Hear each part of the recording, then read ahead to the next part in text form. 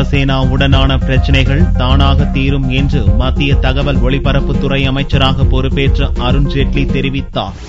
மத்திய நிதியமைச்சர் அருண் ஜேட்லிக்கு அமைச்சரவை விரிவாக்கத்தின் போது கூடுதல் பொறுப்பாக தகவல் மற்றும் ஒலிபரப்புத்துறை வழங்கப்பட்டது. திங்களன்று தகவல் ஒலிபரப்புத்துறை அமைச்சராக பொறுப்பேற்ற அருண் ஜேட்லியிடம் பொறுப்புகளை முந்தைய அமைச்சர் பிரகாஷ் ஜாவ்டேகர் ஒப்படைத்தார். அப்போது சிவசேனா பாரதிய ஜனதா மோதல் குறித்து நிருபர்கள் கேள்வி எழுப்பிய போது பிரச்சினைக்கு தீர்வு காணப்படும், சில பிரச்சினைகள் தானாகவே தீரும் என்றார் ஜேட்லி.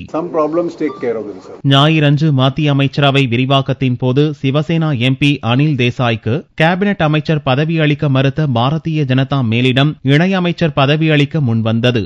ஆனால் இதை ஏற்க மறுத்து பதவியேற்பு விழாவை சிவசேனா புறக்கணித்தது. அதே நேரம் சிவசேனாவில் விலகி பாரதிய ஜனதாவில் இணைந்த சுரேஷ் பிரபுவுக்கு கேபினெட் அந்தஸ்திலான ரயில்வே அமைச்சர் பொறுப்பு வழங்கப்பட்டது.